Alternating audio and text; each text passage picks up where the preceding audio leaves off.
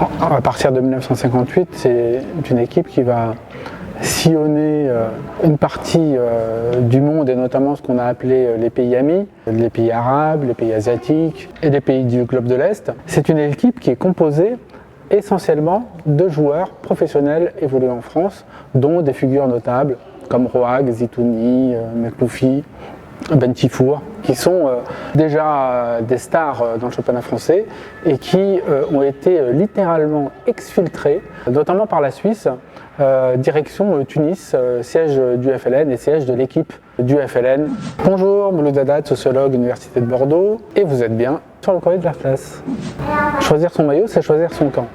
Parmi les joueurs exfiltrés, vous avez des grands noms qui sont pressentis pour être du groupe de l'équipe de France au moment de la Coupe du Monde qui arrive, c'est-à-dire la Coupe du Monde 1958 en Suède. Donc choisir le maillot de l'Algérie, c'est aussi choisir un camp. Dans le contexte de 1958, c'est choisir un double camp. Celui de l'indépendance, bien sûr, celui de l'Algérie, mais aussi celui des pays du bloc de l'Est, des pays du monde arabe. Je pense évidemment à ce moment-là à l'Égypte de Nasser.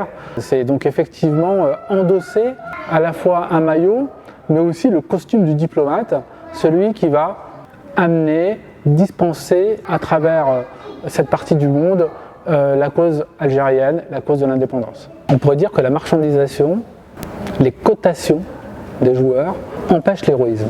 Il y a une sorte d'injonction, notamment aux joueurs originaires des pays arabes, pour qu'ils prennent des positions claires, notamment sur le conflit israélo-palestinien, mais sur d'autres questions aussi. On peut aussi entendre parfois quelques reproches faits à Zinedine Zidane sur la question sociale, la question des banlieues, la question du racisme.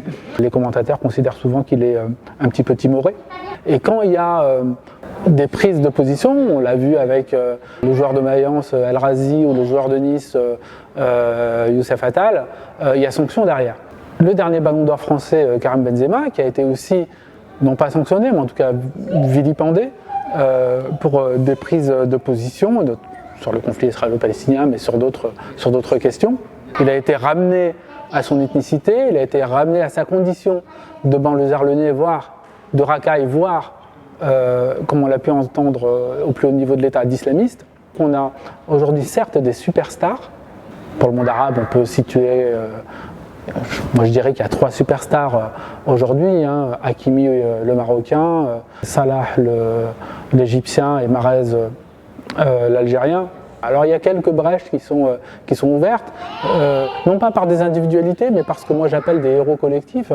On a parlé tout à l'heure du FLN, et on a eu parmi les brèches l'équipe du Maroc qui s'est faufilée pendant la Coupe du Monde, affichant collectivement, et non pas individuellement, collectivement un soutien à la cause palestinienne, qui plus est au Qatar. Mais ce retentissement du soutien marocain n'a pu avoir un tel écho que grâce aussi au parcours sportif.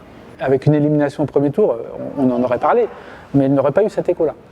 Comme la tournée du FLN, avec des victoires contre de grandes équipes, des joueurs de renom, etc.